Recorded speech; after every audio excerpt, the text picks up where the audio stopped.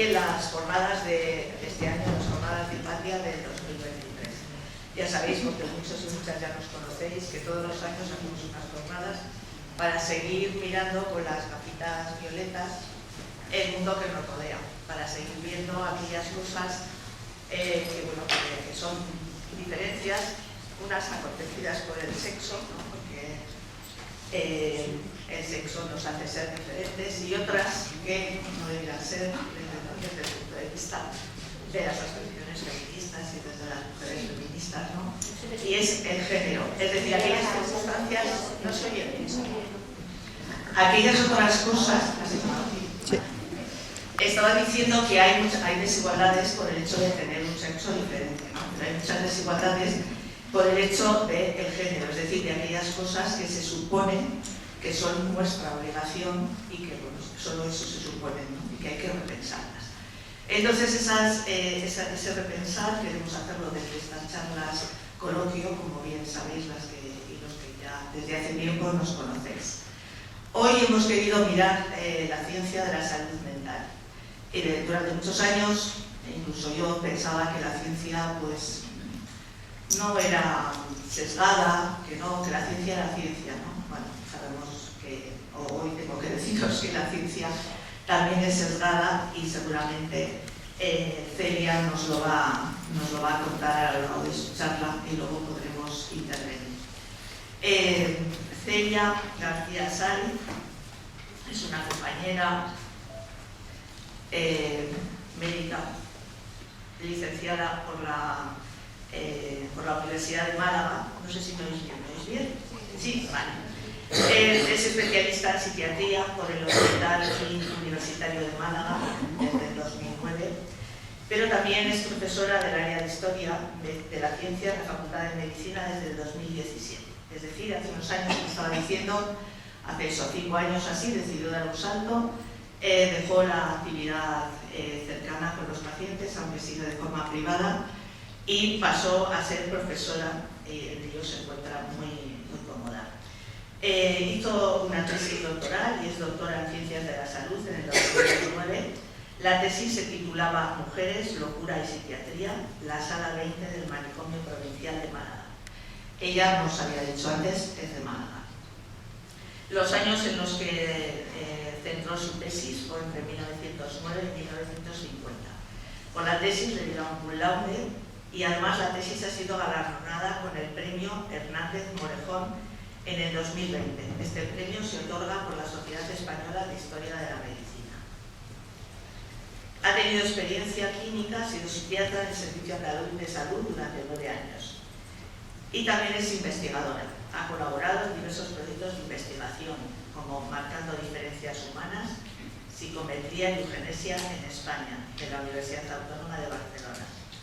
Medicina y Regulación Social en España, Consensos y Resistencias en torno a discursos y prácticas científicas sobre las mujeres en los siglos XIX y XX, también en la Universidad de Málaga. Las tecnologías del género en las configuraciones de la biopolítica en la España de la primera mitad del siglo XX. Una cartografía desde la historia de la medicina, Universidad de Málaga y la Universidad Autónoma de Barcelona. Actualmente está también participando en un proyecto de investigación de la Universidad de Salamanca. O sea, también tenemos participando en un proyecto de nuestra comunidad. Las principales líneas de investigación que ha seguido son la construcción de la subjetividad de las mujeres internadas en la Sala 20 del Manicomio Provincial de Málaga, a través de las historias clínicas, la historia institucional del psiquiátrico de mujeres y la crítica feminista a la construcción de los síntomas psiquiátricos durante el siglo XIX y el siglo XX. Entre sus trabajos más recientes destacan Mujeres en el manicomio, espacios generizados y perfiles sociodemográficos de la población psiquiátrica femenina en el Manicomio Provincial de Málaga. Este trabajo científico ha sido publicado en la revista Investigaciones Históricas. Otro de los trabajos ha sido Mujer, escritora y loca, la convulsa vida de Jane Bowles y su relación con los manicomios de Málaga, que fue publicado por la Universidad de Coimbra en Portugal en mayo del 18. Otro es El precio de la transgresión del modelo familiar hegemónico, Mujeres y familias en el manicomio provincial de Málaga desde 1909 a 1950. Este fue publicado en la Universidad de Nancy, en Francia. Y ahora, próximamente, va a publicar un libro, en unos meses, Un lugar para la locura de las mujeres. Este lo va a editar la Diputación de Málaga. Os lo he querido leer para ir más rápido porque no quiero que tarde tiempo. Quiero que os cuente todas las cosas que nos quería contar. Así que cuando quieras, Celia, encantada de estar aquí. Muy bien. Bueno, ¿se oye bien? Sí. Bueno, muchas gracias, Pilar, por tu presentación. Lo primero que quiero deciros es que estoy feliz de estar aquí con vosotras.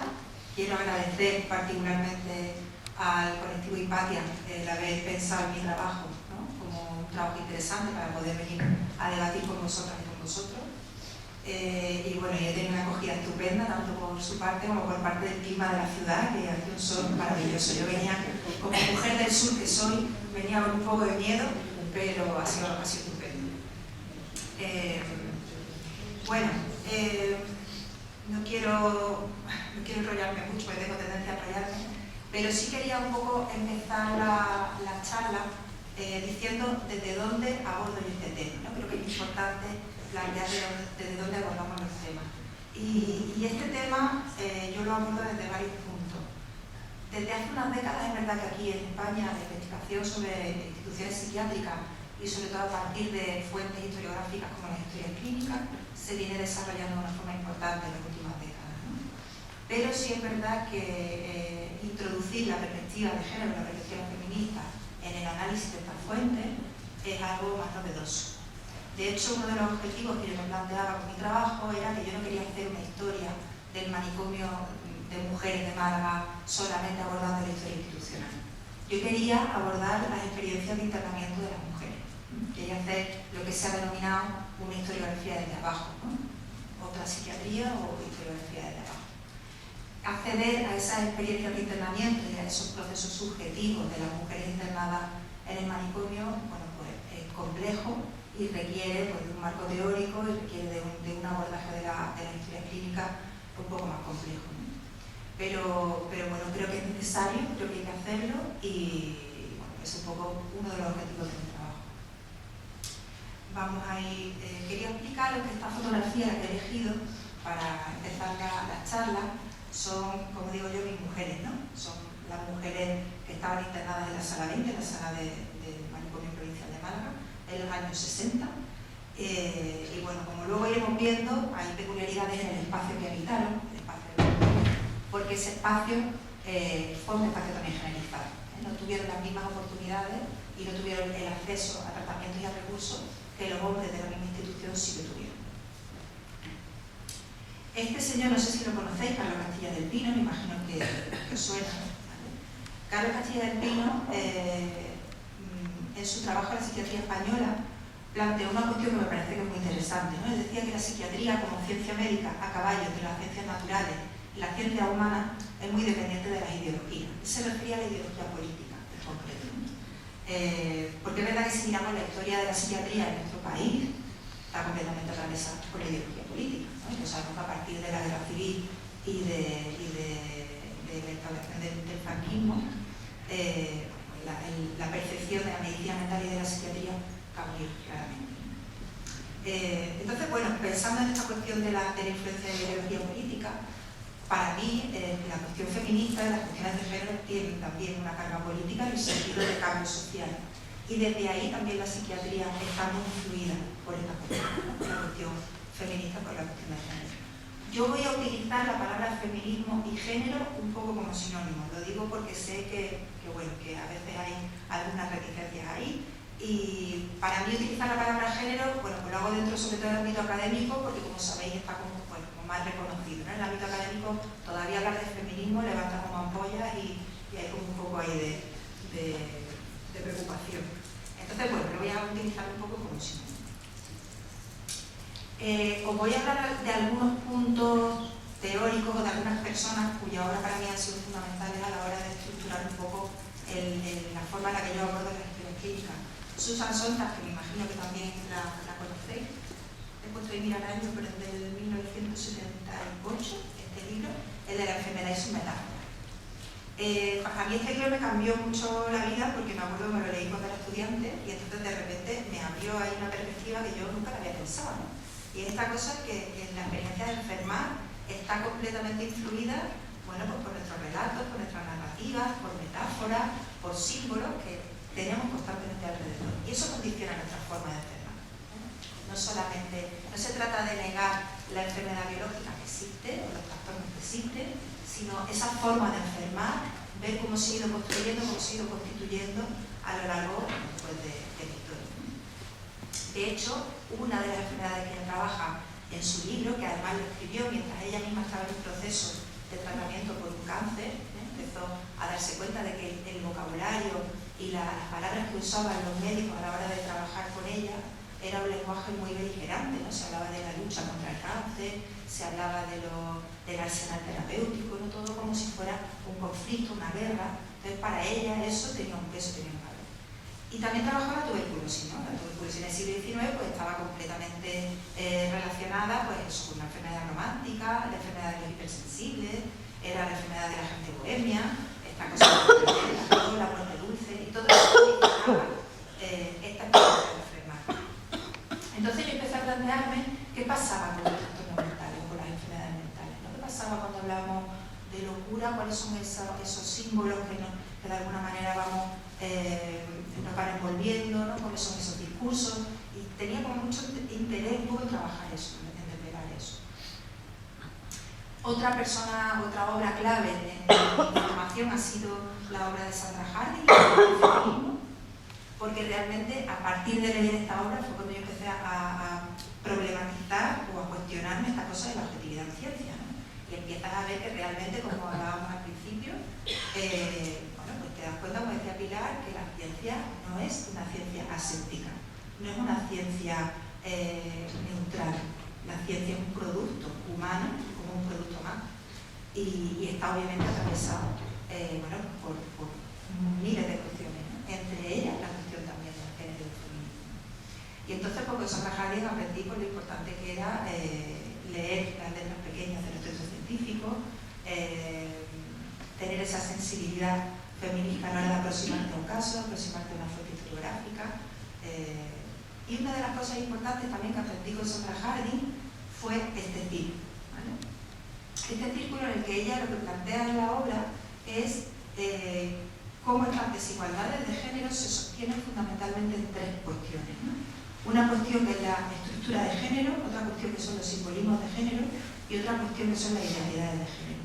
Y en este círculo, que va constantemente se relaciona, que va dando vueltas, que además se va relacionando, aceptando y rechazando elementos, bueno, pues ahí, desde ahí es de donde, digamos, se configuran estas desigualdades fundamentalmente.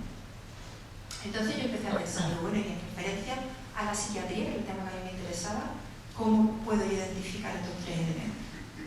Entonces me di cuenta que, bueno, porque como estructuras de género, ¿no? Estructuras que generan esa visión generalizada, para la redundancia, están los discursos antropocéntricos de la ciencia, están las instituciones psiquiátricas.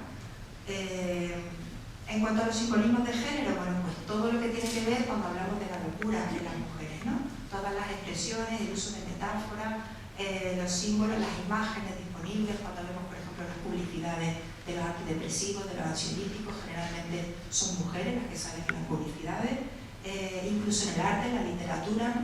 Cómo ha habido esa asociación de la locura en torno a la figura de la mujer.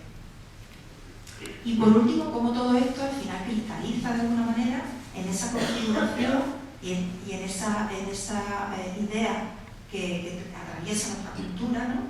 Y es como que, claro, las mujeres somos mucho más proclives a la locura porque somos más débiles, porque somos más sensibles, tenemos como esta predisposición, esa debilidad, ¿no?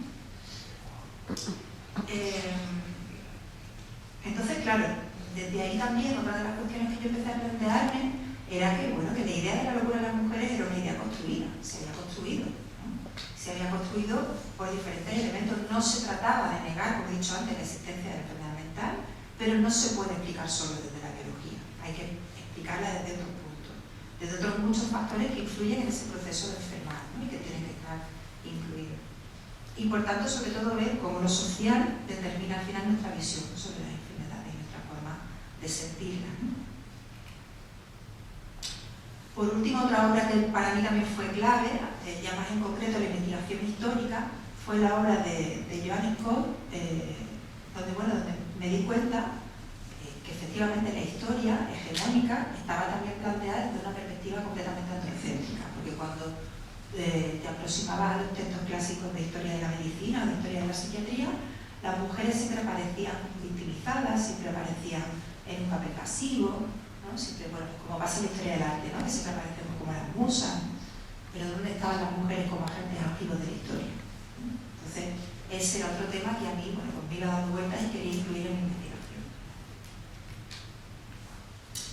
Y entonces, claro, me di cuenta que fue realmente a partir de los años 60-70, con la entrada de mujeres feministas en el mundo académico, fundamentalmente, bueno, pues coincidiendo con esa ola feminista de ese momento, y también muchas están muy relacionadas con el activismo, pero pues cómo de repente estas académicas empiezan a poner el foco de sus investigaciones en qué ha pasado con la locura y las mujeres, ¿no? Y a partir de ahí, bueno, pues 3 obras fundamentales, hay otras muchas, ¿no? Pero bueno, estas 3 obras me parece importante traerlas, ¿no?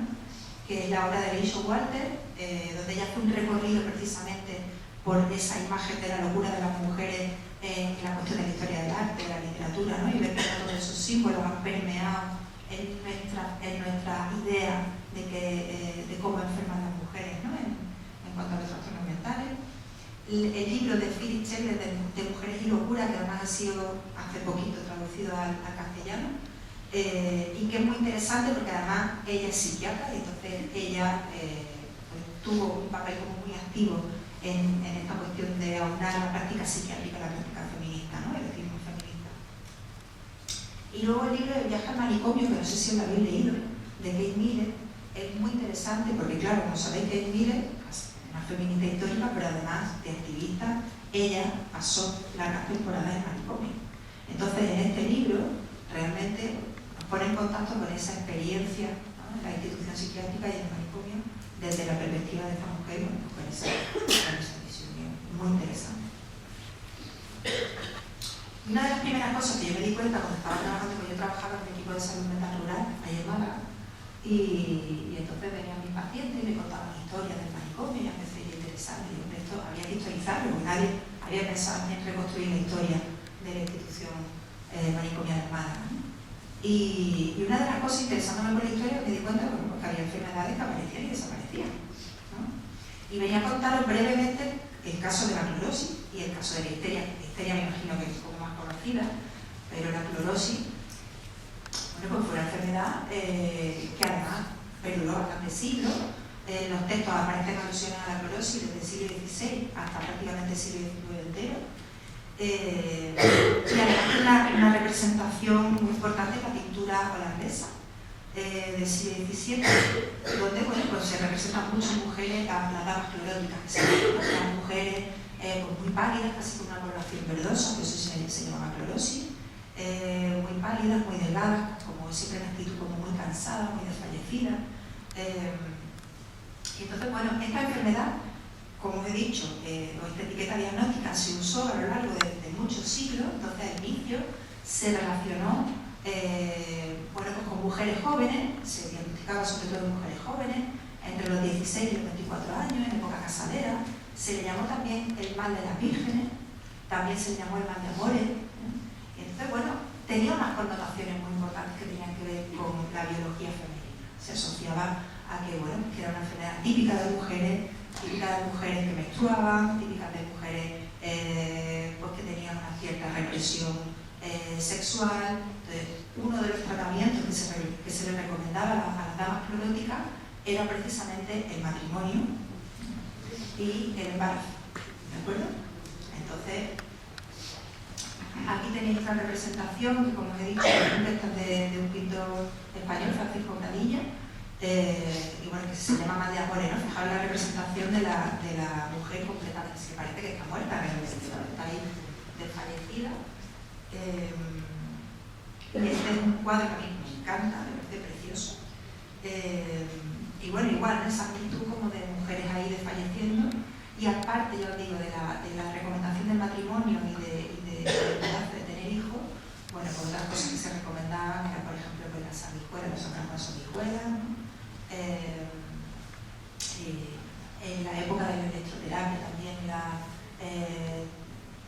estimulación eléctrica pues del útero, ¿no? De la zona donde estaba el útero, y un poco estas cosas más centradas en el aparato genital. La clorosis dejó de diagnosticarse en el siglo XIX, finales del XIX, pero también porque de repente empezó a emerger otra etiqueta diagnóstica que fue la histeria. Entonces, este cuadro muy famoso, que seguro que vosotras lo habéis visto muchas veces, vosotras y vosotros, y aquí tenéis, bueno, pues a Charcot, que era uno de los neurólogos encargados de la asistencia de las mujeres de la Salpêtrière, que como sabéis la Salpêtrière fue un asilo en París donde no solamente había mujeres con enfermedad mental, era una institución asilar y había de todo, había mujeres pues, prostitutas, vagabundas, había mujeres epilépticas, había mujeres pobres simplemente, y bueno, pues todas estaban incluidas, ¿no? Entonces Charcot, que fue un neurólogo que empezó a cambiar un poco como esta idea de que el útero, porque realmente la histeria como enfermedad ha estado descrita en la historia de la medicina desde la medicina hipocrática. Y entonces estaba la idea un poco de que, bueno, de que había una cosa que era el útero errante, que iba viajando por el cuerpo de las mujeres y donde se paraba el útero errante producía síntomas, ¿no? Por esta plasticidad sintomática que tenía la histeria. Pero bueno, Charcot lo que hace en un momento determinado es cambiar el paradigma de interpretación de estos cuadros histéricos y empieza a pensar que el origen es un origen nervioso, ¿no? Que tenía que ver con el sistema nervioso. Y entonces, bueno, pues empieza a estudiar a las mujeres histéricas de la Salpêtrière, empieza a hacer estas lecciones. Este cuadro me gusta mucho porque me parece que es muy significativo, ¿no? O sea, vemos a 30 señores que eran estudiantes, todos pendientes de la mujer, ¿no? Que estaba, y que la están enseñando como un objeto realmente, ¿no? La están enseñando como un objeto de experimentación. Charcot, además, en ese momento, esto coincide con todo el desarrollo de la fotografía, estamos en un momento histórico en el que se empieza a trabajar con la cuestión de la fotografía, y entonces empiezan a fotografiar a las mujeres histéricas de la Salpêtrière en posiciones completamente imposibles, porque muchas de ellas realmente lo que eran epilépticas, entonces adaptaban posiciones, y una de las posiciones se llamó el arco histérico. El arco histérico luego fue llevado de la mano de Louis Bourgeois a esta visión, digamos, artística, ¿no? A través de su cultura, que representa un poco esa inadecuación muchas veces de las mujeres, ¿no? Esas dificultades que tenemos las mujeres para que se nos trate y se nos vea con la normalidad que necesitamos, ¿no? Parece que las mujeres siempre somos lo otro, lo extraño, ¿no? Lo que se sale de la norma. Y entonces, como sabéis también, los tratamientos que se empezaron a aplicar en las mujeres histéricas, pues claro, tenían que ver ya no solamente con el tema del aparato nervioso, sino que además también coincide con un momento histórico en el que se empieza a desarrollar la especialidad ginecológica, y entonces se empieza a pensar que el sustrato anatómico de la enfermedad mental de las mujeres está en su aparato genital. Y entonces, bueno, pues empieza a haber también una serie de terapéuticas que se asocian al tratamiento de esta enfermedad, que eran fundamentalmente los masajes pélvicos. Los masajes pélvicos donde el médico, bueno, pues se dedicaba a masajear el cuello del útero de las mujeres con estas disposiciones, ¿no? Y no solo eso, ¿no? Pues también, como estáis viendo, duchas pélvicas, en fin, una serie de terapéuticas todas orientadas hacia la genitalidad de las mujeres con el objetivo, ¿no? Con esta idea de pensar que las mujeres pues, podían, a través de esta curación de sus genitales, pues reducir estos cuadros psiquiátricos, ¿no? Pero ya os digo que esto tiene que ver con el momento de esa medicina anatomofílica, ¿no? Luego, posteriormente, cuando Charcot empieza a desarrollar toda la cuestión de la neurología, y después de Charcot aparece la teoría psicoanalítica, ¿no? Y Freud empieza a desarrollar una nueva teoría más psicologizada del origen de la histeria. Y empieza a hablar de los traumas, y empieza a hablar de que realmente la curación de la histeria tiene que venir a través de la palabra. ¿No? Tiene que venir a través de la palabra, tiene que venir a través de la terapia, del psicoanálisis. Y bueno, pues empieza a desarrollar desde... Os he traído esta foto de Andrea Salomé, que fue una de las discípulas de Freud, una de las primeras mujeres psicoanalistas, y que además era también activista feminista. Os la traigo porque hay compañeras investigadoras que incluso plantean que la teoría psicoanalítica no podría haberse desarrollado como se ha desarrollado, o como se desarrolló de una forma tan importante en el siglo XX, sin la colaboración de las pensadoras feministas. Entonces, bueno, ahí hay un campo de debate, ¿no? bastante importante. Pero claro, como sabemos, el psicoanálisis también es controvertido, ¿no? Siempre ha estado, hay una crítica muy importante feminista al psicoanálisis por cuestiones como esta. Traigo un fragmento de un artículo que se publicó en 1929 por un psicoanalista norteamericano en la American Journal of Psychiatry. Y entonces planteaba lo siguiente, decía: la mujer que vive inconscientemente como un hombre y quiere ser un hombre cede a la demanda social de ser una mujer y se casa. Se queda relativamente tranquila con ella misma y acepta tener un hijo. Pero esto es lo que ella hace. El niño nace. Ella lleva a su hijo a una cuidadora. Por una razón u otra no tiene leche y comienza a desarrollar una vida de hombre, contribuyendo al soporte económico familiar. Ella no queda embarazada en años, hasta que accidentalmente engendra un hijo, y esto desencadena una reacción esquizofrénica. O sea, fijaos cómo el psicoanálisis liga completamente el desarrollo de la esquizofrenia con el ritmo biológico, con los avatares biológicos del cuerpo de la mujer. Y lo ciñe además a ese papel generalizado social que tiene que ocupar la mujer como cuidadora, ¿no? En el momento que transgrede es mucho más proclive a desarrollar una esquizofrenia. Bueno, hemos estado hablando de toda la parte de simbología y demás, y ahora quería hablar un poco de las estructuras, ¿no? Siguiendo el esquema de Sandra Jara, como he visto al principio. Y quería hablaros de la configuración de la especialidad psiquiátrica en España a finales del 19 y la primera mitad del 20, y qué pasa con las mujeres también, ¿no? Dado algunas pinceladas. Esta publicación, no sé si la conocéis, la revista Fenopática Española, fue una revista que era el órgano de expresión del manicomio privado de San Baudilio de Llobregat, y se publicó entre 1904 y 1912. Está digitalizada en la Biblioteca Nacional. Es muy interesante y cualquiera puede acceder desde casa, ¿no? A ver un poco cuáles son los contenidos. Se publicaba mensualmente y, bueno, fundamentalmente lo que recogía pues, eran los artículos de la medicina mental del momento. Mis compañeras del departamento, Isabel Jiménez Lucena y María José Luis Mavilla, han trabajado en esta publicación y bueno, se dieron cuenta, bueno, desde esta lectura también de feministas desde la perspectiva de género, se dieron cuenta bueno, que las mujeres en los casos clínicos que se plantean en la revista son mujeres que aparecen juzgadas por sus familiares o por los médicos, generalmente descritas como insanas, histéricas, infelices, difíciles de controlar por sus maridos o reacias a ejercer de amas de casa. Y todas estas mujeres eran subsidiarias de tratamientos mutilantes ginecológicos como los que hemos visto. Por tanto, podemos decir que el discurso científico médico sobre la medicina mental construyó esa otra subjetividad de las mujeres, ¿no? Y favoreció ese estereotipo de las mujeres como más sensibles, proclives a la locura, relacionadas con su genitalidad, eran más pasionales, faltas de control. Y otra de las cosas que mis compañeras detectaron es que se dieron cuenta que la etiología, el origen de las enfermedades mentales, según la medicina mental del momento, era diferente entre hombres y mujeres, ¿no? O sea, para la etiología de la enfermedad de los hombres, generalmente se ponía fuera, ¿no? De una etiología extrínseca. Entonces, por ejemplo, pues, un traumatismo físico, excesos sexuales o una angina histérica, ¿no? La histeria, pues podía desencadenar la histeria en los varones, ¿no? Una infección tuberculosa pues podía conducir a casos de parálisis nerviosa de las cuerdas vocales. La intoxicación tabáquica daba lugar a la neurastenia tabáquica. Por aquí, al actuar sobre los agotados nervios del industrial, comerciante o profesional moderno.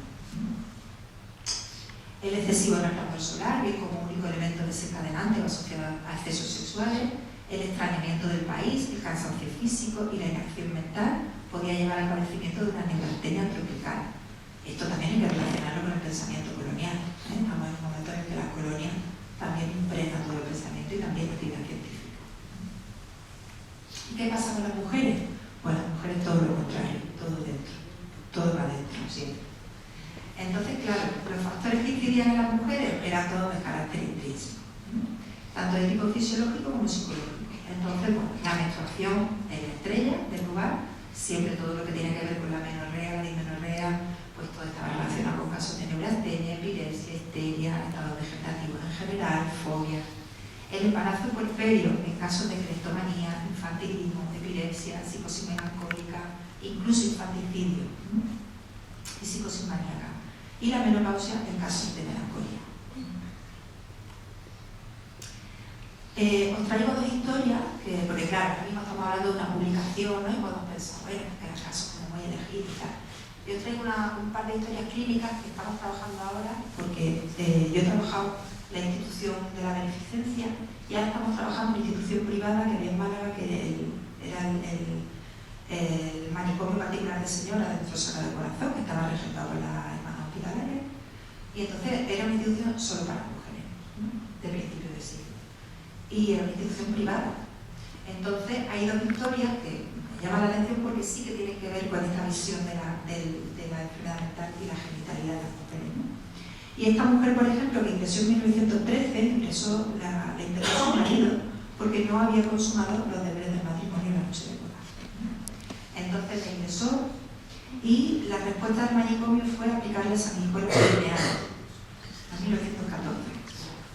A pesar de que ella hace un relato de la historia clínica y hace una justificación donde argumenta que sus motivos para no consumar el matrimonio con este señor. Y esta otra historia de una mujer de 46 años que ingresó en el 27. Ella fue ingresada por su hermano. Y bueno, ingresó porque por lo visto fue diagnosticada de manía genital porque tenía como mucho miedo al abandono de los abusos deshonestos, es decir, a las masturbaciones, ¿no? Y entonces esta mujer, el tratamiento que se le aplicó fueron cauterizaciones vulvares, que se le quemaba de forma repetida la vulva en sucesivas ocasiones, ¿no? O sea, fijaros la respuesta medicalizada a cuestiones que tenían que ver con la sexualidad de la mujer. Y ahora voy a entrar a contaros mi tema de investigación, que es el manicomio de la beneficencia, y porque hablo de dispositivos generalizados. Brevemente, contaros que he consultado 4 archivos diferentes: el de la Diputación Provincial de Málaga, donde estaba la historia clínica; el Municipal de Málaga, donde estaban los reglamentos de la institución; el Universitario de Granada, bueno, porque para historizar también a uno de los psiquiatras; y el archivo de la residencia de estudiantes también por otras figuras de un psiquiatra malagueño que estudió en la Institución Libre de Enseñanza. No quiero detenerme mucho aquí porque estos son más cuestiones metodológicas, pero para que sepáis un poco que mi trabajo de investigación se basó en 811 historias clínicas, 732 del archivo de la Diputación Provincial de Málaga y 81 fichas clínicas que las encontré en el archivo personal de uno de los psiquiatras, y que además eran las historias clínicas, fichas clínicas del final de la Guerra Civil y los primeros años de la posguerra. Y luego otras fuentes impresas, fuentes orales. Estas son las historias clínicas, como veis aquí, esa es la historia clínica, esta sería la ficha clínica. Y la metodología, bueno, pues lo que me propuse fue hacer primero un abordaje más cuantitativo, construir mi base de datos y ver un poco factores sociodemográficos, características y demás, pero luego lo que más me interesaba era rastrear esa experiencia de internamiento y hacer una lectura en profundidad y un análisis cualitativo de los contenidos de la historia, ¿no? Y de alguna manera, a través de algunas cartas, porque claro, no hay muchas cartas, como podemos pensar, en la institución de la beneficencia la mayoría de las mujeres eran pobres y los índices de analfabetismo eran muy importantes en esos momentos. Entonces, realmente no he tenido la suerte de encontrar muchas cartas, 10 en total solamente, pero bueno, esas cartas son muy interesantes. Sí, eso no me ha limitado a la hora de hacer una lectura de lo que los psiquiatras recogían sobre lo que las mujeres decían, y a través de ahí hacer esa reconstrucción de la experiencia.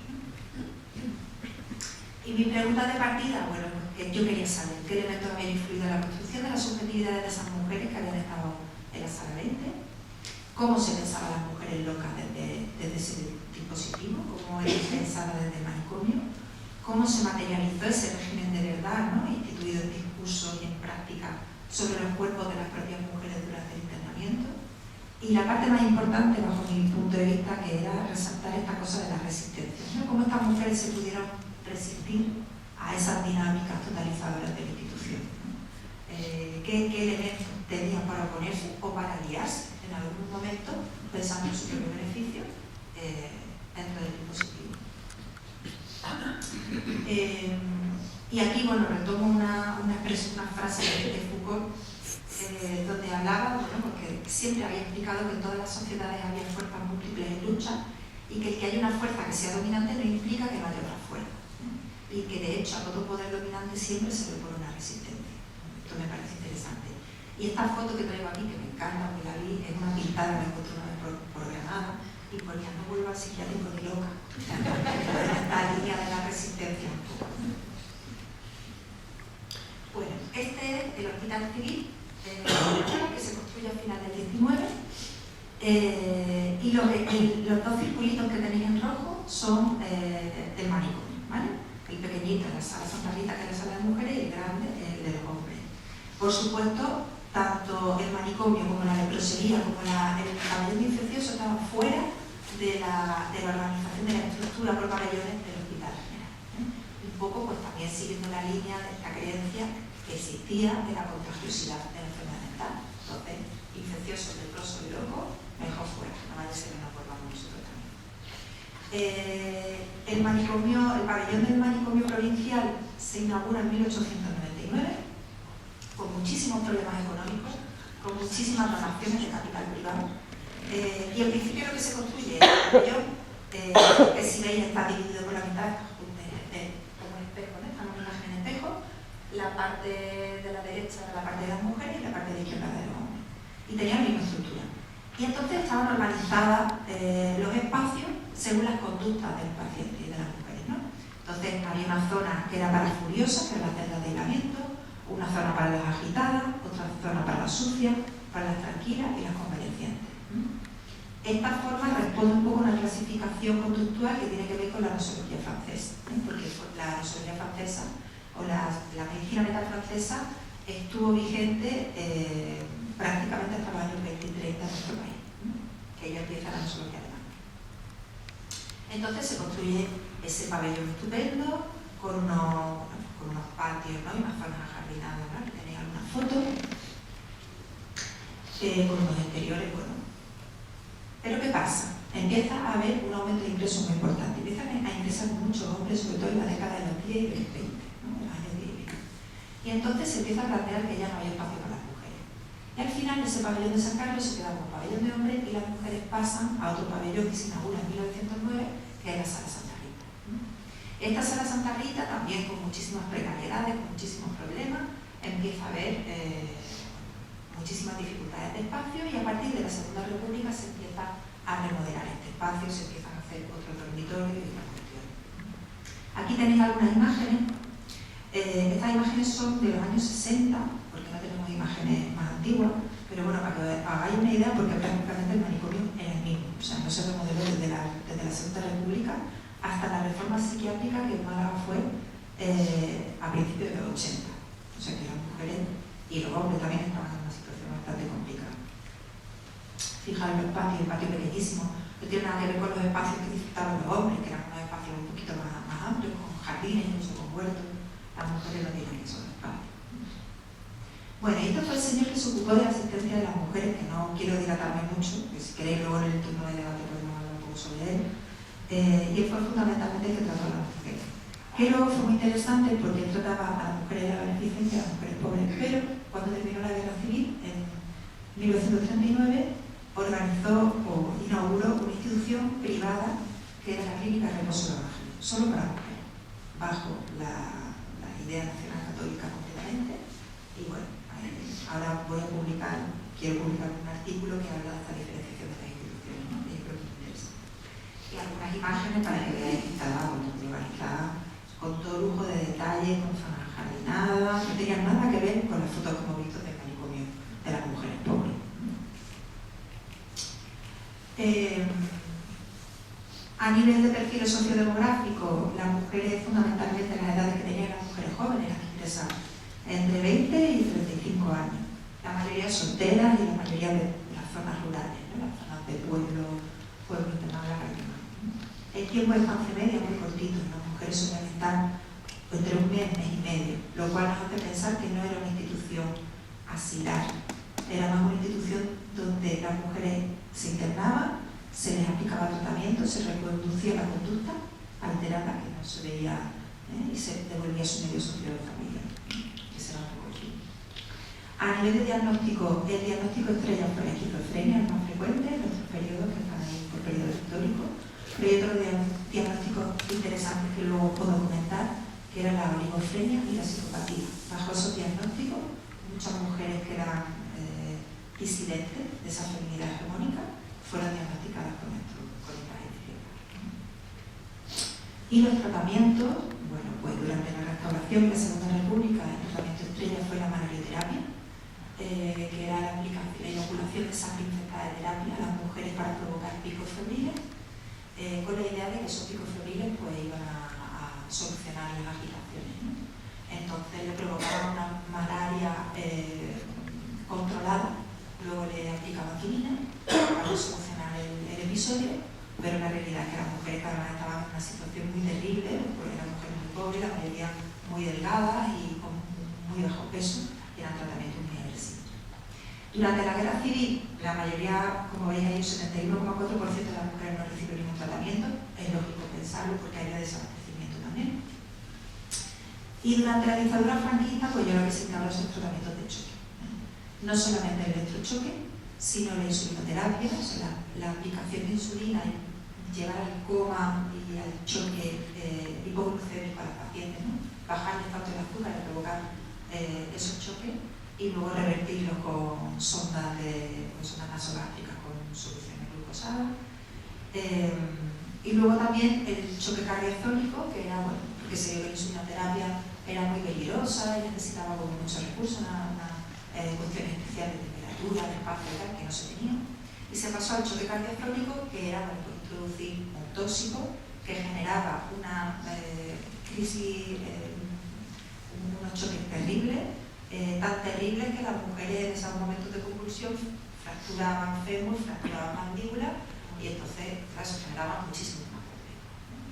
Al final se descubrió el electrochoque, que solucionaba, entre comillas, muchas cuestiones, porque era mucho más barato, era mucho más fácil de aplicar, se podía dar de forma ambulatoria y sobre todo se podía dar muchas áreas, que era lo que interesaba, ¿no? Interesaba sacar a la gente de los manicomios y devolverlo a su casa. Y entonces, pues se aplicaba el electrochoque, también con el problema de fractura y de un montón de cosas. Y ahora voy a hablar un poco, y así me voy a meter en las historias clínicas, ya que hemos hablado de los símbolos, las estructuras, vamos a hablar un poco de las individualidades, ¿no? De cómo eso se reflejaba en las historias clínicas que yo trabajo. Y lo he titulado Cuerpos que importan, que en realidad lo he copiado de Judith Butler, pero me parece que es interesante porque es verdad que el cuerpo de la mujer loca en la sala 20 era un cuerpo cosificado. Voy a hablaros de esa cuestión del cuerpo y de la sexualidad, voy a hablaros de la sala 20 como una tecnología de control, de la cuestión del trabajo, que aparece mucho en las historias clínicas, tanto el trabajo dentro de la institución como fuera de la institución, de la no gestión del maltrato, de algunos casos de mujeres, bueno, pues lo que hoy llamaríamos víctimas de violencia de género, que llegaban al manicomio y de cómo eso no se gestionaba, y de la cuestión de las autoridades. En la cuestión del cuerpo, las alusiones, lo que hemos dicho, ¿no? A la menstruación y a todo lo que tiene que ver con el ciclo biológico de las mujeres eran constantes, ¿no? En esta historia de 1933, la familia refiere: se había puesto mal de la cabeza lavarse el cuerpo entero mientras tenía la regla y desde entonces la veía triste, suspiraba mucho, no quería salir de casa y decía que tenía pena por hacer sufrir a sus padres. Otra historia del 49, el marido dice: al operarse de la matriz y los ovarios se le quitaron las preocupaciones de todos los días. Solo 2 días antes de venir el periodo se pone así. Esta es una carta buenísima del marido que le escribe a una de las monjas del manicomio hablando de la mujer, ¿no? Y le dice: me da mucha pena tener que dejarla en esta sala una temporada, sabiendo que mi esposa no es loca como las demás, pues su enfermedad consiste en que mensualmente, cuando tiene la menstruosidad, es cuando se trastorna un poco y es tan fuerte el estado nervioso que entra que le da por pelearse conmigo y con nuestra hija. Yo he podido soportarla toda la fuerza de su enfermedad nerviosa y la he sobrellevado más o menos tiempo, hasta que se le ha pasado y ha vuelto nuevamente a la normalidad. Y esta de 37 es una chica que ingresó con 17 años, que venía de un colegio de huérfanos, y que ella misma relataba que llevaba 3 meses sin la regla, que se había declarado, se le había dicho a la madre superior. Y entonces decía más adelante que el que hizo literalmente, el que hizo esto conmigo debería haber pagado por toda la vida. O sea, la chica se había embarazada y sin más, ¿no? Entonces, en la historia clínica no hay más comentarios con respecto a su situación, pero sí permaneció en la institución hasta 1939 y finalmente fue diagnosticada de psicopatía. Esta historia de FSL, de 22 años, natural de Antequera, trabajaba como sirvienta en una casa de Málaga en 1945. En la historia se hace alusión a que tenía una sospecha en el brazo, se anotó que no era enferma mental y se diagnosticó como psicópata. La realidad es que estuvo 3 años ingresada en la institución, en la sala 20, y se señaló que no se le autorizara a salir. ¿Vale? Entonces sospechamos que hay dinámica de relaciones extramatrimoniales entre el señorito y sirvienta que el manicomio de alguna manera ayudó también a invisibilizar. Otro de los elementos que sale muchísimo en la historia clínica, todo lo que tiene que ver con los partos y con la alta mortalidad infantil de los bebés. En esta historia de 1946 se describe a la mujer como inteligente, trabajadora, muy parada, se casó a los 32 años, a los 6 años tuvo el primer hijo que murió a los 20 días, hace 3 meses, y desde entonces habla muchos disparates. Decía que su niña había resucitado, que se la estaban criando en el hospital. No quería comer, dormía poco, ha intentado suicidarse, lo que le obliga a recluirla. Incluso conductas sexuales disidentes y casos de prostitución. Esta chica de 16 años que llegó del Patronato de Protección de la Mujer en 1948 manicomio. Se le conocía como la niña chica, se le diagnosticó de oligofrenia y estuvo trabajando en la institución hasta 1967, donde falleció, no salió de allí. Y la madre la describía y decía: le ha dado por estar todo el día en la calle, si le dan 2 perras se va detrás de cualquier hombre. El otro día la cogieron con 2 hombres, la trajeron a su casa. Yo no puedo atenderla, mi marido se quedó parado, vendió la casa y se marchó. La cuestión de la religiosidad también fue muy importante en las historias clínicas y bueno, hasta el punto de que muchas veces los maridos se ocupaban muy mucho de resaltar esta cosa, ¿no? Sobre todo a partir de los años 40. ¿no? Y este marido describió a su mujer como terca, obstinada y poco religiosa. En cuanto a la sala 20 como tecnología de control, como institución, aquí contaron brevemente que en la sala 20 todas las mujeres que se agitaban en cualquier servicio del hospital terminaban en la sala 20, ¿vale? Porque daban problemas, ¿no? Entonces, de alguna manera, tenían que controlarlas desde ahí. Fijaros en 1943 cómo se describe a esta mujer como caprichosa, expansiva, violenta, muy independiente, ¿no? Porque el hecho de que una mujer fuera independiente ella tenía papeletas para tal lugar, ¿no? Ha dicho a veces que la pretendían, tenía rarezas fantásticas. Su moral era algo rara también, ¿no? Otra cosa de marido, tendríamos que ver que extraña, estrafalaria, lleva un bebé bebiendo de las cámaras, no come, no duerme, no guisa. De esto lo vamos a ver en el trabajo. Se ha descuidado del pago, es cristianista, insultado. Claro, era muy necesario el dispositivo manicomial para poder reconducir a estas mujeres que se salían. Pero en el ámbito de la resistencia, las mujeres se resistían también de control. ¿Cómo se resistían? Yo he localizado 35 casos de mujeres que consiguieron fugarse de la institución, por ejemplo, ¿vale? Expresiones dentro de la historia clínica que estaban, digamos, en contra de los tratamientos que se hacían, de las cuestiones de las dinámicas del manicomio, desobedecían a las normas de la institución, algunas. Incluso algunas también planteaban en la historia clínica que desafiaban las directrices familiares, ¿no? Esta paciente, por ejemplo, de 1947, se internó y ella decía, bueno, que su familia se había empeñado en que fuera maestra y que ella no quería ser maestra porque le gustaban los niños y que ella quería otro tipo de estudios, ¿no? Pero bueno, al final no pudo ser, ¿no? Y estaba desafiando la cuestión de la familia. Esta carta es una de las pocas cartas que se localizaron. Es de 1937, con Málaga recién ocupada por el bando franquista. Como veis, es una carta que está escrita como de un solo abierto. Y entonces, bueno, pues la mujer...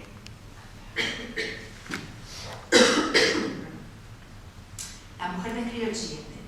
Esta carta la remite al señor gobernador civil. Dice: muy señora mía, Llevo 15 días de muerte encerrada aquí, perdiendo 3 más de vida. Tal vez soy culpable, en cuyo caso de luego me perdone, pero mi inteligencia solo alcanza a saber que no me atendieron a lo que pedí, que están consumiendo caprichosamente mi salud y mi vida. Hay innumerables refugiados que debieran haberse contentado con pisar tierra nacional, sencillamente. Yo no necesito ni de uno ni de otro para desenvolverme en mi vida de manera honorable, necesitando solo que no me entorpezcan y me den el pasaporte que solicito. Necesito que, aunque solo sea un día más, lo que yo debo estar aquí, me trasladen a un lugar conveniente donde siquiera pueda dormir. Ella está haciendo una denuncia realmente de una situación con un contenido político importante. Y otra carta que también la misma paciente remite a su hermano, pero que, como podéis ver, las dos cartas se quedaron en la historia clínica. Esas cartas no llegaron a ningún sitio. Hay unas compañeras de Madrid que trabajan también en el tema de los escritos de las mujeres y plantean, bueno, pues esta cosa es la censura, ¿no? De las instituciones psiquiátricas por no dejarse de escrito. Bueno, en este caso también de una mujer en 1950, que era una mujer farmacéutica, que fue internada por su marido. Durante el internamiento a ella pues no se le escuchó, digamos, su versión de por qué estaba internada, y entonces cuando salió le escribió a Pedro Ortiz Ramos, que fue su psiquiatra, para contarle su versión de lo que había pasado. Y ella le cuenta ahí que lo que había pasado era que su marido se quería quedar con su farmacia, ¿vale? Y entonces le había internado por esto. Y ella misma termina la carta diciendo: actualmente no hay ahorrado de un céntimo. Se deben en los centros farmacéuticos unas 12.000 pesetas debido a que él es aficionado a los juegos en los casinos. Tuve un gran acierto al casarme, ¿verdad? Sobre los comentarios.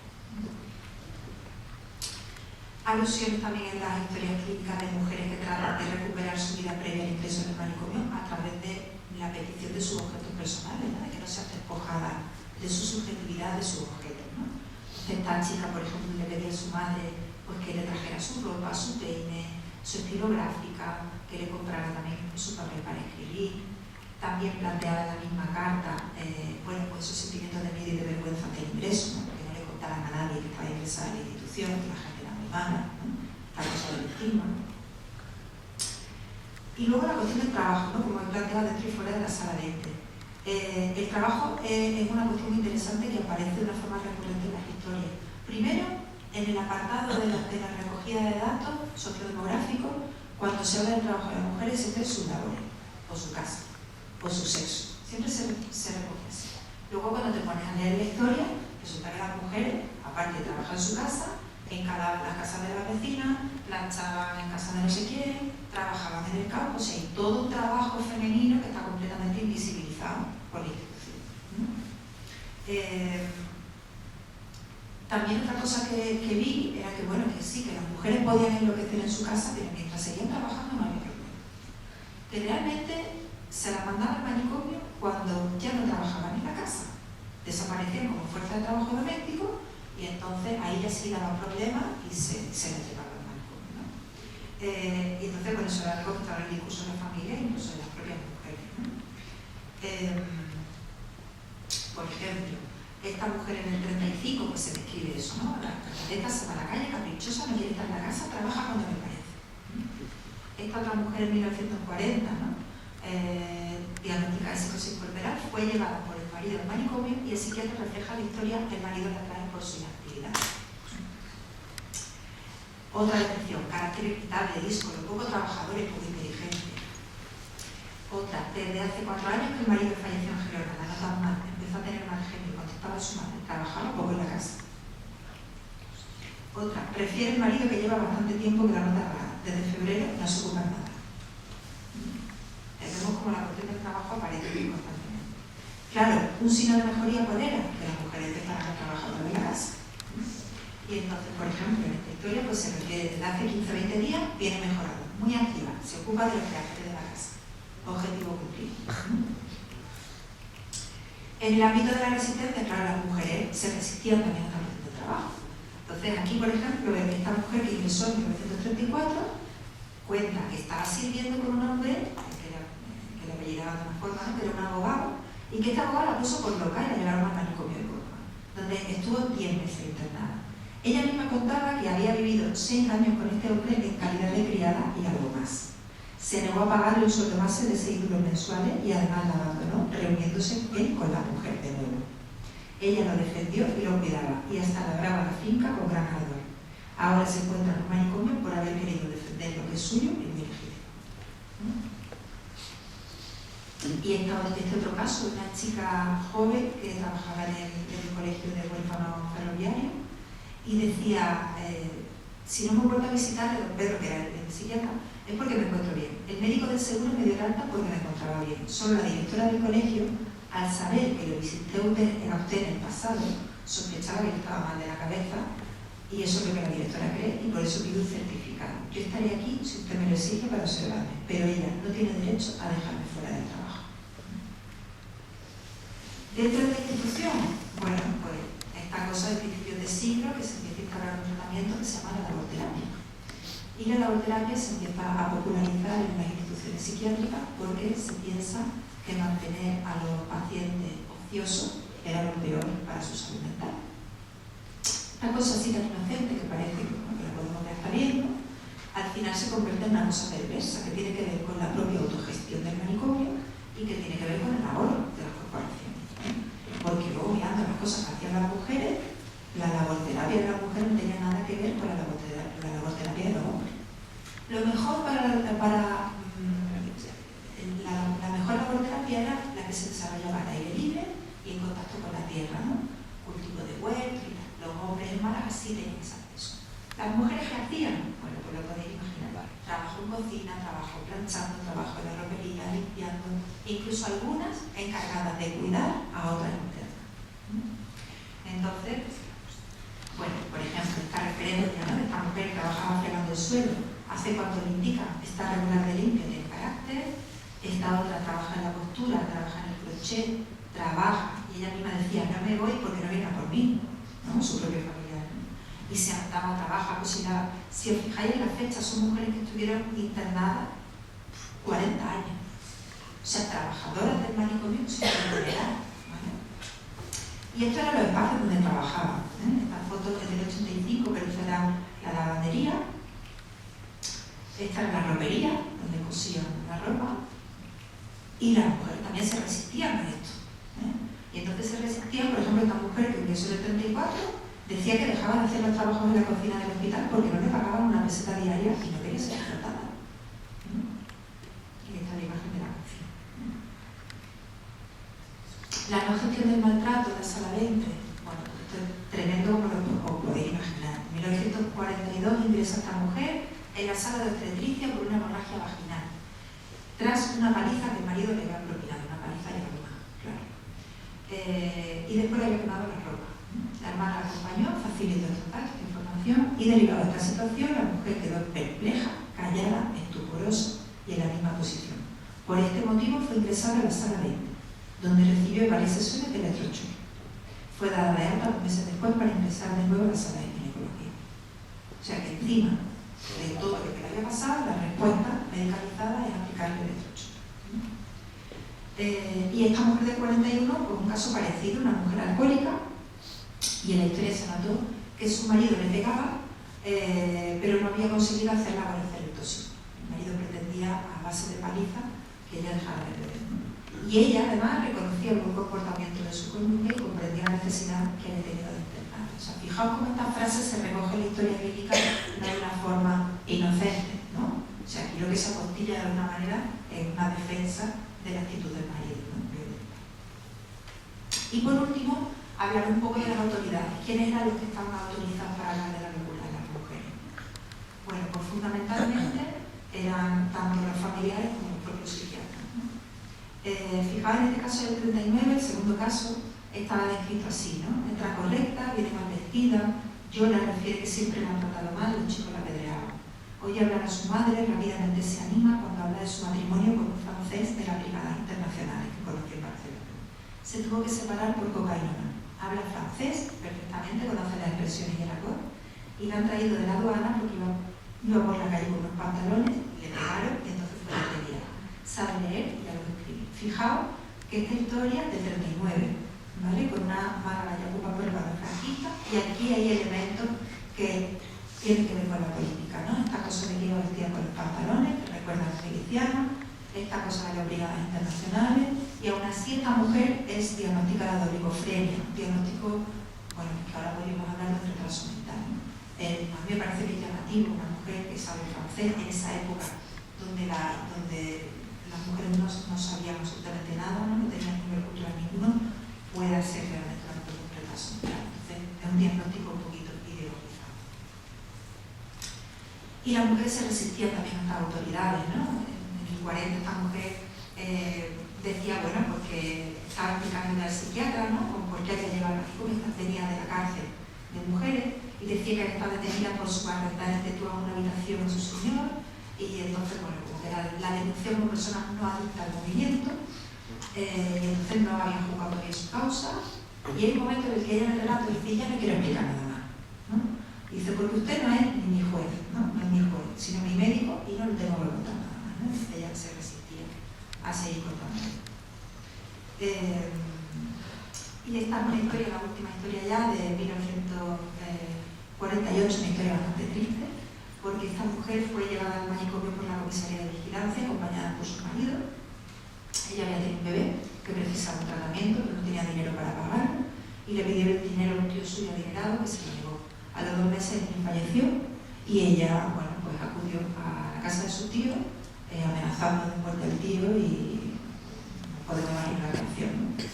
Entonces la reacción de esto fue llamar a la Guardia de Asalto, llevarla al manicomio, y allí, bueno, pues aplicarse el tratamiento con el electrochoque, ¿no? Pensar que, bueno, que estaba loca y aplicarse el tratamiento de electrochoque. Y ya por terminar, 2 conclusiones. Yo creo que, sobre todo, señalar la importancia de incluir la perspectiva de género, la perspectiva feminista en los trabajos de historia y psiquiatría es fundamental. Trabajar con las historias clínicas en reconstruir esta cuestión de la subjetividad y la experiencia de las mujeres. Y bueno, dar voz a estas mujeres. Yo creo que tenemos una deuda a nivel histórico con ellas, ¿no? Y es importante darles voces y que sigan presentes en nosotras, ¿no? Muchas gracias por vuestra atención.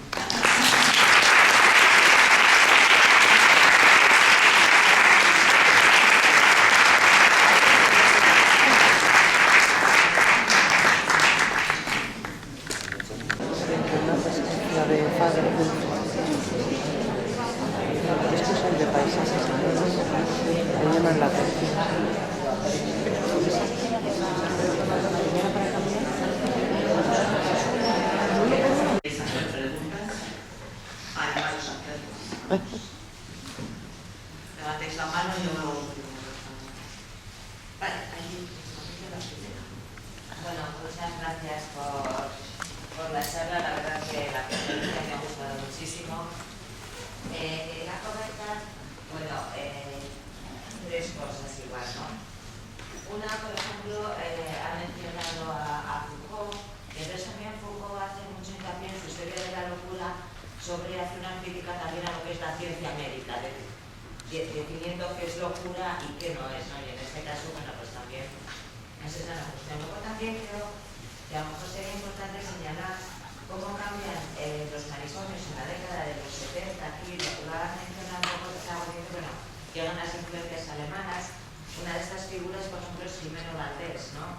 Que viene de Alemania, estudiado en Alemania y llega aquí y transforma un poco el manicomio en instituciones abiertas. Y luego ya lo último, sí, en este estudio histórico que ha hecho, yo por ejemplo cuando estuve en el archivo de Vizcaya, lo que noté es que en el año 39 había una epidemia de locura, de mujeres locas.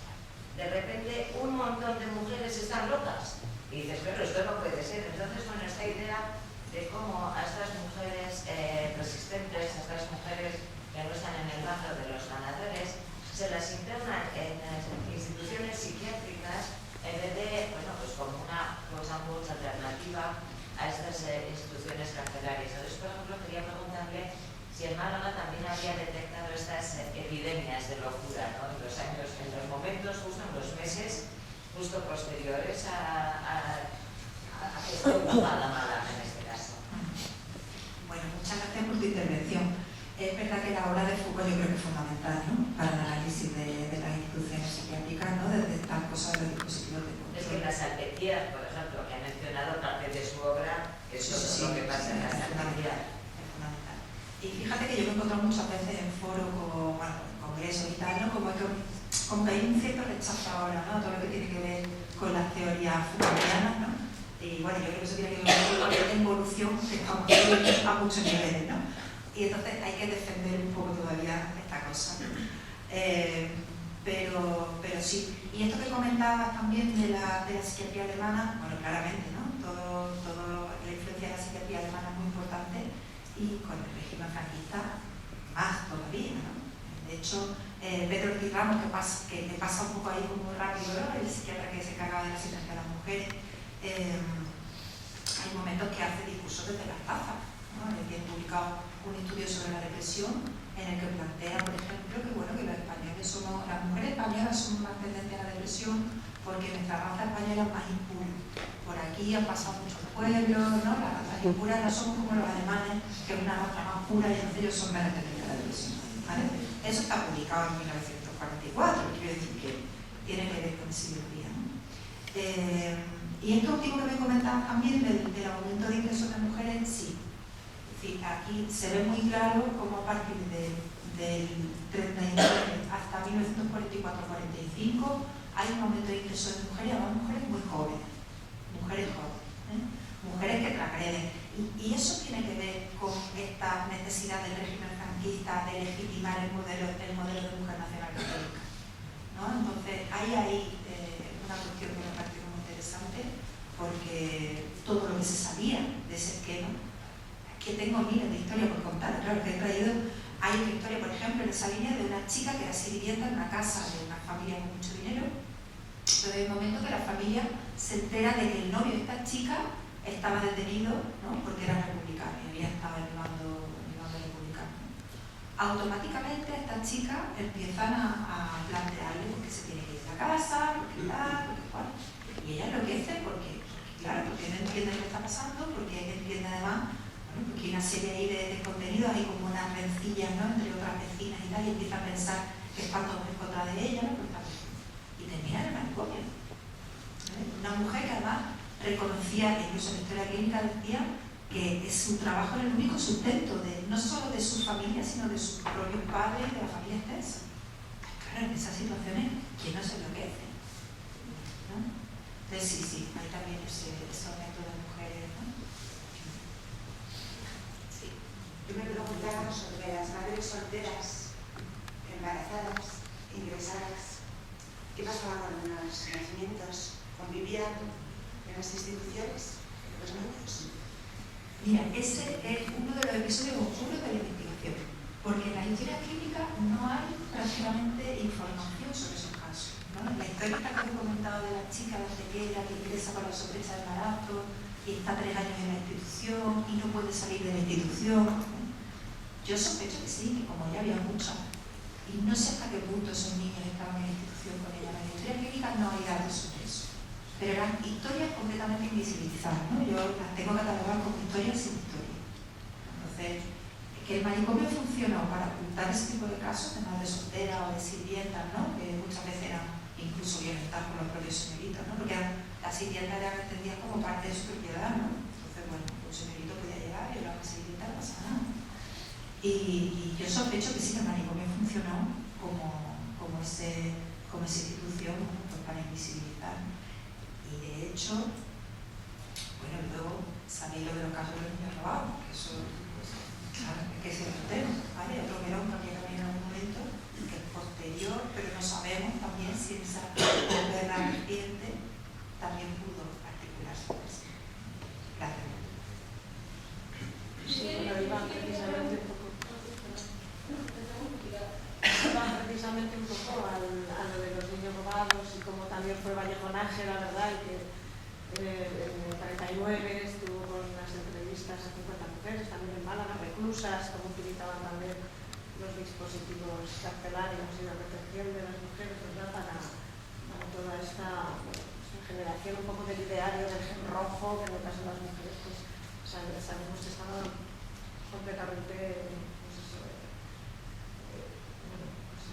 complicado mucho con esa insurgencia que decíamos a las obligaciones patriarcales y demás, ¿no? Bueno, a mí me interesaba también un poco sacar ¿dónde estamos ahora mismo en todo esto, ¿no? Estos días se está hablando y antes lo hablábamos en la entrevista, ¿no? Que somos el Estado, vamos, España es el primer país en consumo de ansiolíticos y depresivos del mundo, por encima de Estados Unidos, benzodiazepinas, Valium, Vancomycin, y como de esos porcentajes que decimos, un 34,1% son mujeres, frente a un 15,4% que son varones.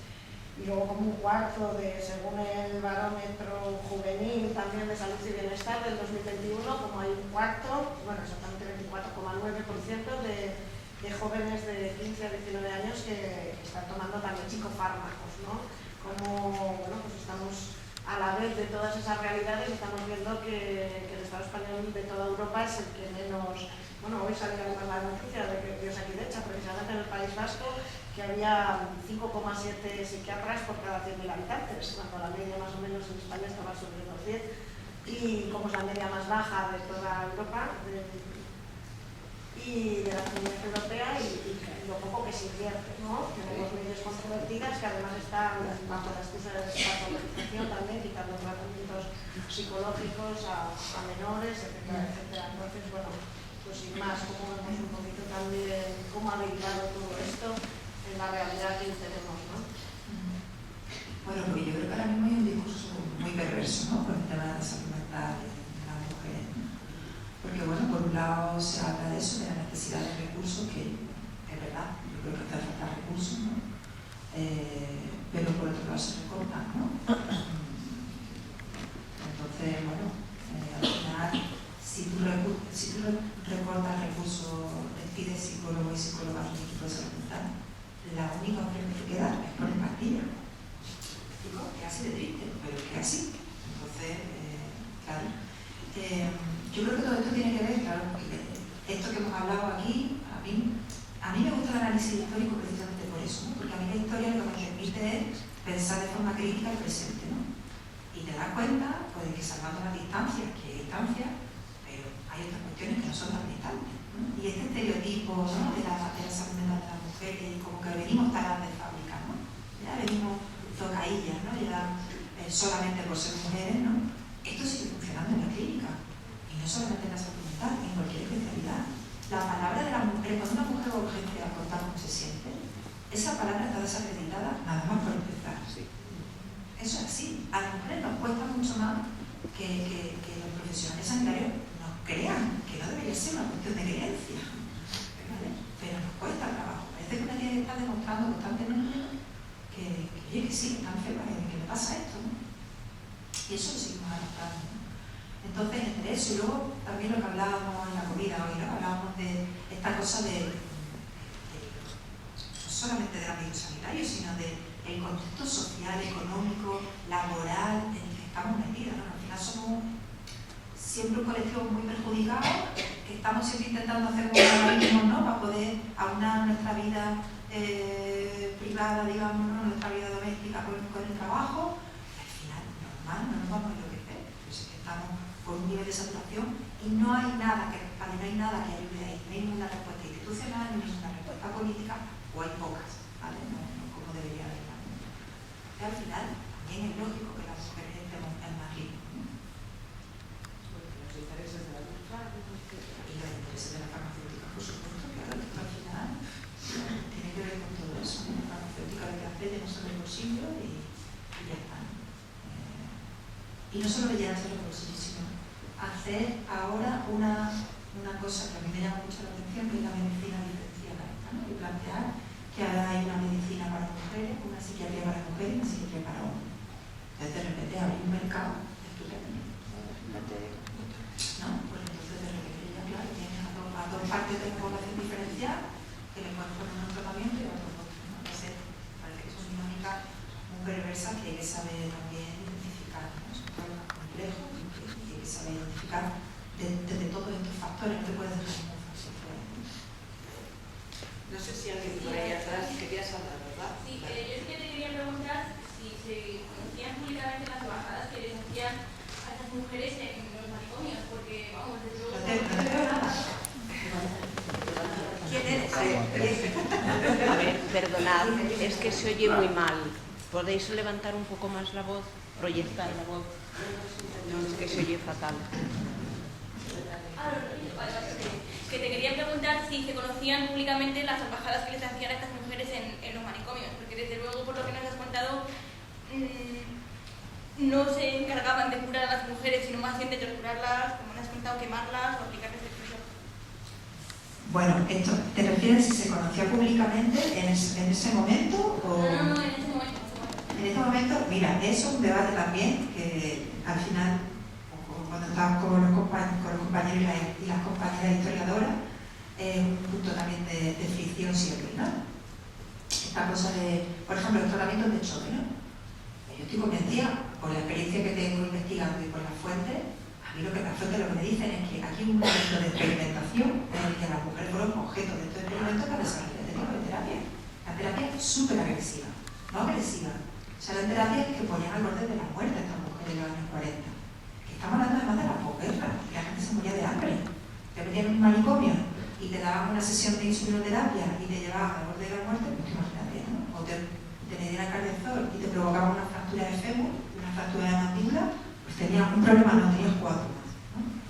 Entonces, cuando tú planteas esto en un foro de historiadores, ¿no?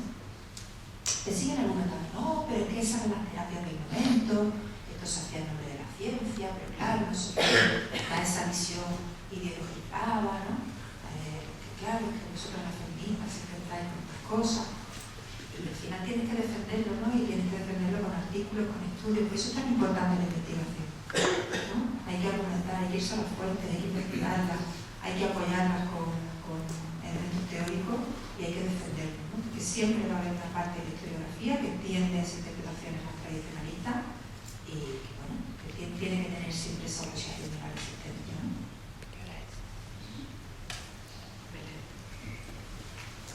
Muchas gracias por tu exposición y por tu investigación también. Y yo quería preguntarte, ¿cómo ves tú ahora la atención psiquiátrica? No tanto como hemos hablado de salud mental, sino qué pasa ahora en los psiquiátricos. Y también añadir una reflexión de que estamos psicologizando y psiquiatrizando todo, ¿no? O sea, esa cosa de que tiene que haber profesionales, claro que sí, pero ahora cualquier malestar o cualquier cuestión hay que llevarlo al profesional y hay que, ¿no? O sea, yo soy psicóloga, pero creo que hay que despsicologizar la psicología y la vida. No puede ser, o sea, que hay sufrimientos que se derivan del vivir y en ese sentido yo creo que el feminismo siempre ha creado espacios diferentes, ¿no? A esa institucionalización de la salud mental que creo que es muy importante seguir potenciando. O sea, que hay muchos malestares y muchos sufrimientos que podemos mejorar mucho compartiendo nuestras experiencias, buscando claves para la vida, acompañándonos, en fin.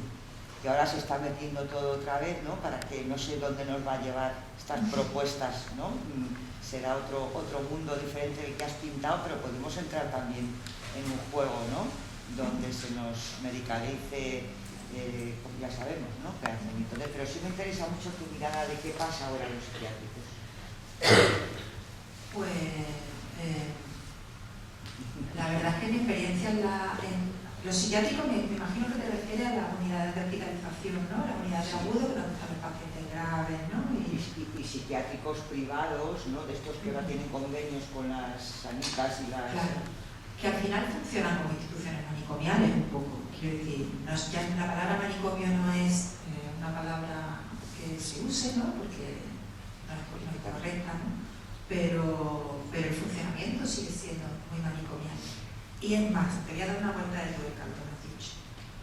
Ahora ya no existen las camisas de fuerza, no existen los grilletes ni las cadenas, como pasaba en los siglos, pero existe la contención química, ¿vale? Entonces, cuando tú ingresas a un paciente en agudo y estás sobremedicando a ese paciente, estás poniendo por encima de la ficha técnica las dosis, por ejemplo, de olanzapina, de repetidora, lo que sea, tú estás haciendo contención química también. Estás dejando a una persona que no se puede mover y no se puede valer por sí misma. Entonces, cambian los formatos, pero no cambian las ideas. Ese es el problema, ¿vale? Es una lucha. Yo sé, por ejemplo, que la Asociación Española de Neuropsiquiatría está luchando mucho contra el tema de las contenciones mecánicas, que se dejen de hacer, ¿no? Que haya protocolos, pero es muy complicado que eso desaparezca del todo. sigue habiendo escenas completamente terribles, ¿no? Terribles dentro de violación de derechos humanos, que decía hasta ese punto, con ingresos involuntarios y constitucionales, muy complicadas, ¿no? Situaciones muy justas. Todavía tenemos mucho trabajo que hacer. En los manicomios privados, pues imagínate, ¿no? Y ahí todavía nos van más anchas, ¿no? Y las medidas son más complicadas. Y en cuanto a lo de, yo estoy totalmente de acuerdo contigo, Len, en que efectivamente una cosa es el discurso que hace falta el recurso, ¿no? Que hasta cierto punto vale.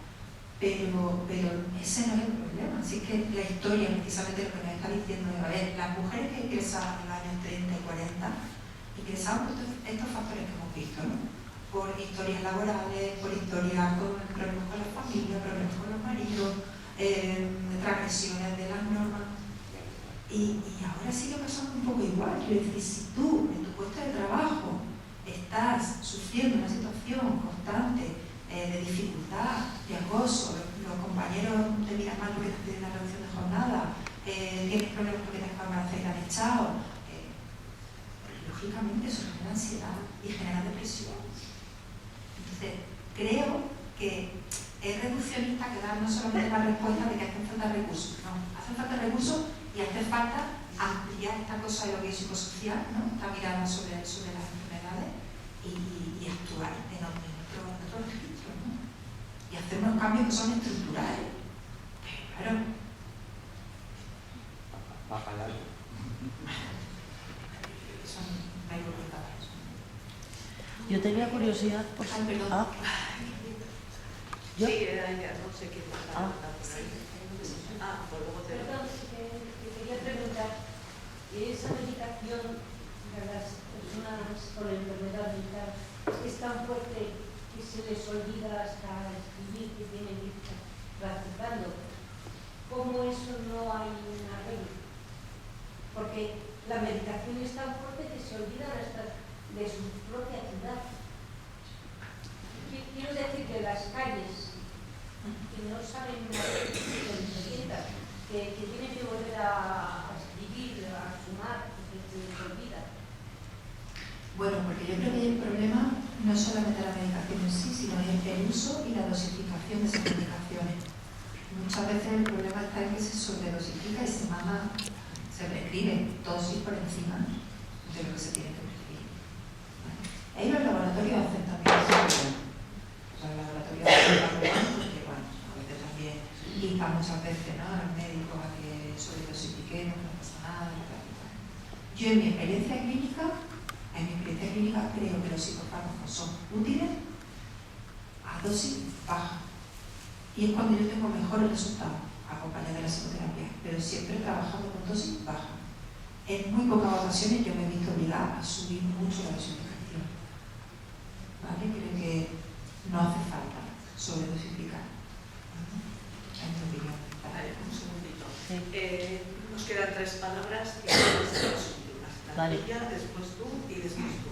Yo tenía curiosidad por saber qué personal trabajaba con estas mujeres, porque si ellas limpiaban, se cuidaban las unas de las otras, qué personal había allí, qué estructura era, eso por un lado, y luego me ha llamado mucho la atención la estructura de cómo las separaban, quiénes eran las sucias, quiénes las agitadas, quiénes las furiosas, ¿cómo les llamaríamos ahora? Bueno, el personal que cuidaba de estas mujeres eran las hermanas de la caridad, ¿vale? Que eran las encargadas de cuidar de las mujeres. Sin formación específica, entiendo. Formación ninguna, claro. De hecho, fíjate que aquí en España la formación en enfermería psiquiátrica se empieza a regular durante la Segunda República. O sea, realmente las mujeres estaban cuidadas por las hermanas de la caridad y los hombres estaban cuidados por enfermeros, que no eran enfermeros, que generalmente eran hombres que venían, pues antiguos militares o que estaban dados de baja, ¿no?, de la carrera militar, estaban inhabilitados, y se les requería en los manicomios porque eran hombres corpulentos, fuertes, porque imagínate la guerra, para controlar a los enfermos, ¿no? Pero no había ningún tipo de formación. Yo tengo publicado un artículo sobre ese tema en el manicomio de Málaga, porque además uno de los psiquiatras, Miguel Prado Sur, el hermano Emilio Prado, no sé si os suena, el poeta de la generación del 27, este hombre inició una especie de reforma psiquiátrica durante la Segunda República en el manicomio, y uno de los puntos que quiso reformar fue formar a los enfermeros. A lo que los enfermeros dijeron que nada, que yo con los privilegios que tenía, y este hombre destapó toda una red bueno, que los enfermeros maltrataban a los pacientes, por supuesto, escondían los artilugios con los que los torturaban, les quitaban el pan, les quitaban los postres, o sea, una cosa muy terrible, ¿vale? Y este hombre al final tuvo que dejar la institución, ¿vale? Eso. Entonces, bueno, por ahí pues ese era el personal y la calidad, como yo te digo. Y luego, con respecto a esa clasificación de las enfermas, ¿a qué se correspondería ahora para entenderlo? Por ejemplo, las sucias, ¿quiénes eran? Bueno, claro, las sucias, pues, a ver, imagínate, por ejemplo, una persona que tiene un trastorno mental grave, ¿no? Que tiene una depresión mayor y que deja de desearse, ¿no? Pues algo así. Y las furiosas por las que se agitaban, ¿no? Las que estaban, pues no sé, para que parecen un ataque de manía, ¿no? Una hiperactividad, ¿no? Un poco eso. Sí, estaba pensando la pregunta anterior como una especie de retroalimentación, y pregunto que no sé, pero es mi impresión que muchas más mujeres que hombres acuden a las consultas de los psicólogos y psicólogas, mientras que a lo mejor en psiquiatría se ha más repartido, pero mi idea es que al psicólogo acuden sobre todo mujeres. Me pregunto hasta qué punto precisamente esa situación en la que esta sociedad patriarcal nos pone, que notamos muchísimas más barreras o que notamos muchas más dificultades, y eso nos hace a lo mejor, bueno, pues tener muchos más problemas para expresar esas resistencias a las que también se ha referido, ¿no? En la charla. Entonces, es decir, hasta qué punto también esta propia sociedad patriarcal también lleva a que haya muchas más mujeres que no se sientan bien y que necesiten esta ayuda de psicólogo, de la psicóloga, no sé, pregunto. Bueno, claro, yo creo que tiene que ver, es un factor más, ¿no? Claro. Al final, bueno, tiene que ver con cómo se reparte el trabajo, cómo se reparte todo, ¿no? Y seguimos sin que haya un reparto realmente igualitario en las tareas. Entonces, desde ahí, bueno, pues las mujeres estamos mucho más saturadas, mucho más presionadas, y yo creo que también ahí, a lo mejor voy a decir poco opinoso, ¿no? Pero yo creo que también las mujeres tenemos que hacer autocrítica un poco eso, ¿no? Porque a veces a nosotros también nos cuesta delegar, ¿no? Nos cuesta dejar de cuidar, nos cuesta delegar en los otros porque pensamos que no van a hacer bien, ¿no? Lo digo desde la clínica, ¿no? Porque yo me encuentro un poco con mujeres muchas veces que dicen, no, pero yo cómo voy a dejar de cuidar a mis padres, porque habrá que implicar a la gente en la historia, porque si no, no podemos sostener esto, ¿no? Creo que eso se convierte en una trampa al final para nosotros, porque ahí se juega todo, se juega la culpa, se juega, ¿no? Muchos elementos que al final la culpa nos lleva muchas veces a los psicólogos, a las psicólogas, ¿no? Entonces, bueno, arrancamos la culpa desde Eva, ¿no? Nos quedaba la última. Lo que ha dicho de que las mujeres íbamos más a los psicólogos, a los psiquiatras, igual es un golpe dado en la mesa de lo que has explicado de la historia, de esa reflexión y que nos lo comíamos nosotras mismas, y hay un momento que ya vamos a decir hasta aquí, yo pido ayuda, pido herramientas y voy a ver qué pasa, ¿no? Sí, claramente. Claro, porque eso es fruto de una reflexión histórica que ha empezado y ahora hemos hecho hasta aquí. Pasa que, fijaros, yo, en mi experiencia también, cada vez viene más gente a consulta buscando profesionales de salud mental que tengan la perspectiva de género, la perspectiva feminista. Mujeres. Que trabajen desde la perspectiva feminista a la perspectiva de género, ¿no? Porque a veces tú te encuentras con terapeutas que no están formados en esto y en vez de ser lo que sale peor, sale con una perspectiva común. Entonces, es importante que los profesionales de salud mental nos formemos en esto, porque la sociedad está cambiando, las mujeres estamos cambiando. Entonces, tenemos la necesidad, y eso es una realidad. ¿No? Esa formación es importante. Un poco el vacío que hay un poco a la hora de la sanidad pública, el tema de ir al médico de cabecera, a mí misma, como mi ejemplo, que he ido y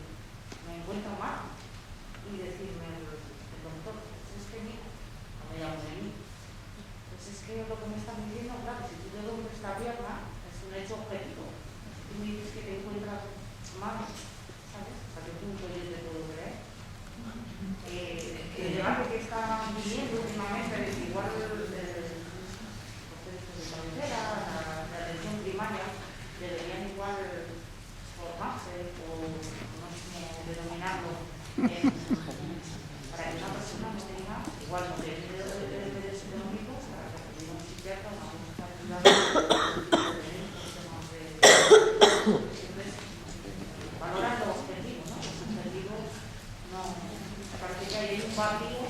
Hay un vacío, y además yo creo que eso solamente es subsanable, como pasa con todos los cambios sociales, ¿no? Desde abajo, desde el usuario a la usuaria, ¿no? Y al final, somos las usuarias las que, pidiendo esa formación en los profesionales, vamos a conseguir realmente que la gente se ponga las pilas y se forme. Porque es verdad que la institución, a nivel de, digamos, de cara a la galería, ¿no?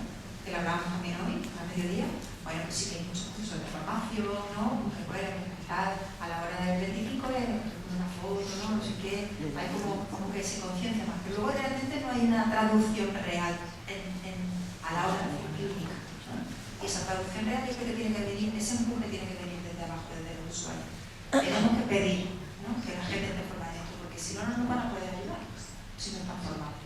Y lo último, otro ha sido el tema de antes por manicomio, la denominación de manicomio, bueno, en el que has expuesto, para mí está expuesto porque es manicomio, o sea, es una represión y un sufrimiento a la mujer tremendo, ¿no? En la actualidad, claro, es hospitalización en psiquiatría, no hay centros específicos para, como tal. Creo que hay un vacío también importante. Claro, o vas a la planta de psiquiatría del hospital o... Eso es un debate también, además de tener reforma, porque cuando se hizo la reforma, Málaga, por ejemplo, en el 92, en Málaga se cerró una reforma y se echó a la gente a la calle. Y al echar a la gente a la calle, cuando no había realmente un tejido social que pudiera amortiguar a todos esos pacientes que salían del COVID. Entonces, ¿qué pasó? Porque luego hay un estudio del Defensor del Pueblo, en esos años, 5 años después, que lo que realmente pasó fue que muchísima gente que salió del manicomio, sobre todo hombres, terminaron en la cárcel. Porque ni su familia, ni el tejido social, ni su pueblo, ni el entorno estaban trabajados como para poder asumir, ¿no?, los cuidados en comunidad. Entonces, bueno, y eso sigue pasando de alguna manera, sigue pasando. Un centro de discapacidad, la comunidad mental, todos los problemas conductuales, todas las patologías están mezcladas y realmente no hay ningún sitio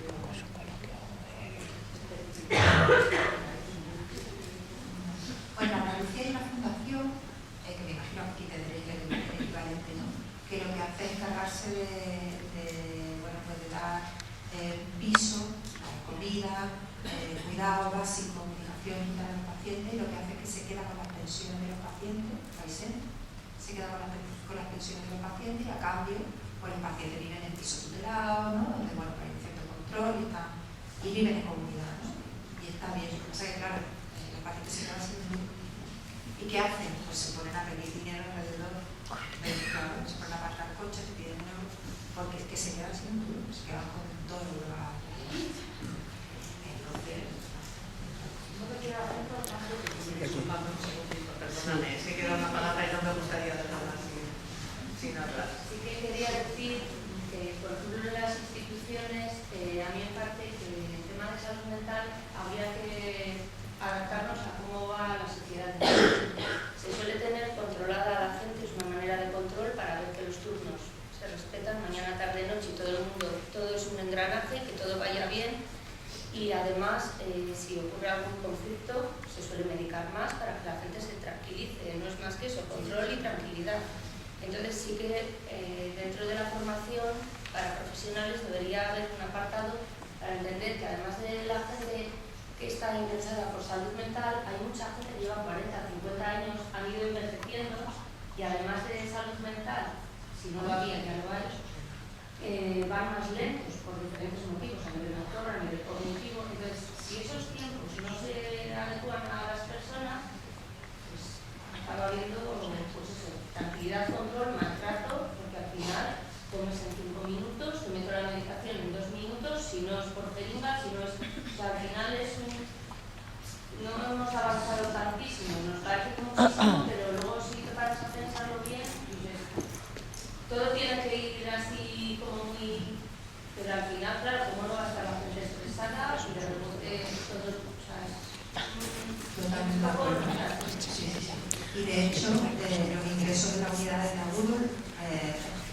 incluso cuadros psiquiátricos que están relacionados con el propio ingreso, ¿vale? Porque de repente los pacientes lo viven como que me han metido en una cárcel, en un sitio donde me han privado de mi libertad, ¿no? Y entonces hay síntomas y cuadros asociados al propio ingreso. Eso ya lo describió Hoffman, ¿no? que trabajó el sociólogo, ¿no? que trabajó en las instituciones manicomiales, y que tenía cuadros específicos asociados a la internación, que no se van a hacer. Entonces, también trabajo de que son filosofías que cambian.